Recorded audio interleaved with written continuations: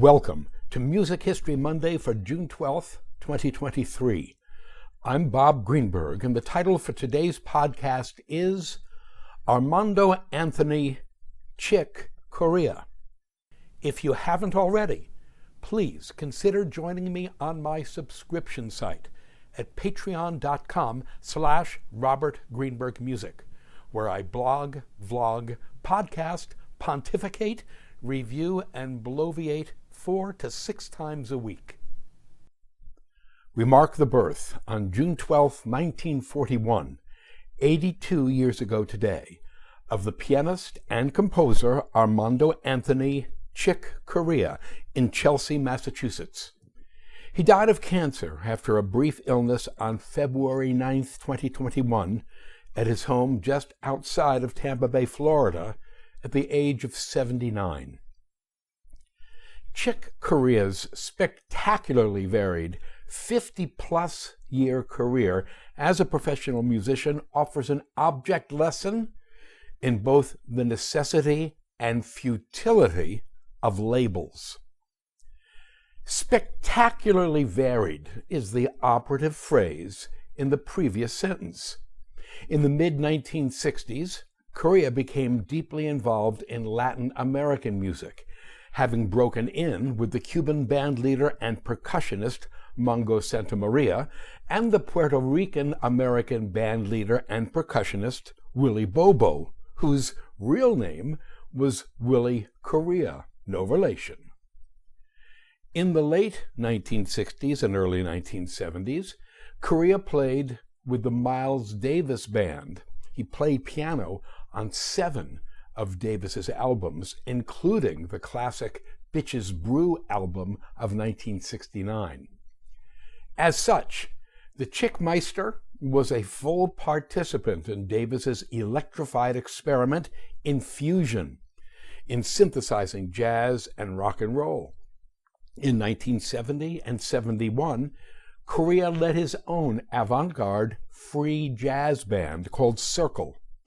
In 1972, Corea formed his jazz Latin fusion progressive rock band, Return to Forever, which performed both electrical and acoustic instrument music that fused jazz, rock and roll, and Latin music. Along the way, Corea played and recorded bossa nova with Joao Gilberto and Stan Getz. He fused jazz and flamenco, shall we call it jazzmenco, with the violinist Jean-Luc Ponty and the great flamenco guitarist Paco de Lucia. Corea recorded duet albums with the vibraphonist Gary Burton, the banjoist Bella Fleck, the vocalist Bobby McFerrin, his fellow jazz pianist Herbie Hancock, and the classical pianist Friedrich Gulda, who, once upon a time, was the young Marta Argerich's piano teacher. Corea's acoustic band recordings, which feature an acoustic instrument trio, as opposed to his electric band recordings, feature a traditional jazz trio playing standards. By the way, these are among my very favorite Chick Corea albums, and they will be discussed at some length in tomorrow's Dr. Bob Prescribes post, which will indeed be dedicated to the recordings of Armando Anthony Corea. For our information, Corea has recorded music by such concert composers as Bela Bartok, Domenico Scarlatti, and Wolfgang Mozart. He recorded his own Piano Concerto No. 1, no, there is no No. 2, with the London Philharmonic Orchestra. For your listening and viewing pleasure, a performance of the third movement of Mozart's Concerto for 2 pianos in E-flat major, Koschel 365, is linked. Recorded in 1985, it features Chick Corea and Keith Jarrett as the soloist in what is an entirely delightful performance. Okay, back to my previous assertion. Quote, Chick Corea's spectacularly varied 50-plus year career as a professional musician offers an object lesson in the necessity and futility of labels, unquote. Yes, the necessity and futility of labels. In order to discuss and process Chick Corea's spectacularly varied musical career, we have employed all sorts of labels to address his various musical ventures. Latin American music, fusion, jazz Latin fusion, progressive rock, free jazz, bossa nova, jazz menco, traditional acoustic jazz trio, concert music, and so forth. These labels allow us to differentiate between some of the types of music Correa composed and performed during his career. But at the same time, these labels fail miserably in the face of a simple fact, that Chick Corea's music making was, in fact, a singularity. Correa himself saw no difference between his various musical activities, but rather he perceived his work as being an admittedly faceted but indivisible whole. From his jazz rock fusion albums of the 1970s to his solo acoustic piano performances of songs from the Great American Songbook, Correa's work cannot, in fact, be categorized, try though we might. In 1983, he told the New York Times, quote, "It's the media that are so interested in categorizing music. The media and the businessmen who, after all, have a vested interest in keeping marketing clear-cut and separate. If critics would ask musicians their views about what is happening, you would find that there is always a fusion of sorts taking place. All this means is a continual development, a continual merging of different streams." Unquote. Joy, conversation, and communication. For Chick Corea, the categorization of the music he played was unimportant. What was important were joy, conversation, and communication. The pure joy of music making, the conversation with his fellow musicians, and his communication with his audience. Not long before he passed away, in February of 2021, Correa posted the following message on his Facebook page, quote, "I want to thank all of those along my journey who have helped keep the music fires burning bright. It is my hope that those who have an inkling to play, write, perform, or otherwise do so. If not for yourself, then for the rest of us. It's not only that the world needs more artists, it's also just a lot of fun. And to my amazing musical friends who have been like family to me as long as I've known you, it has been a blessing and an honor learning from and playing with all of you. My mission has always been to bring the joy of creating anywhere I could, and to have done so with all the artists that I admire so dearly. This has been the richness of my life." Unquote. If we are to be permitted to write our own epitaphs, then Correa just did, right there, in that last sentence, quote, "My mission has always been to bring joy," unquote. That word, joy, turns up all the time in Correa's writing and his interviews. In an interview conducted in 2017 by Downbeat magazine, the 75-year-old Correa was asked how he managed to maintain his grueling touring schedule. His reply, quote, "I don't know how to answer other than to say, it's a joy. If I could avoid commercial airlines, I'd stay on the road the whole year," unquote. Correa's pianistic virtuosity and improvisational imagination were glorious. Equally so was the pure fun, yes, the joy he took in music making, either alone or with others. For Correa, the musical conversation was the thing. Quote, most of the guys who played with me are friends I've played with before, either a little or a lot. The way a lot of us play together, the tune doesn't matter. We have a short rehearsal at sound check and not worry about how perfect the music sounds. What matters is that we know what we're doing and then just get off into Never Never Land, unquote. The conversational aspect of Correa's music making is particularly apparent in his duet work.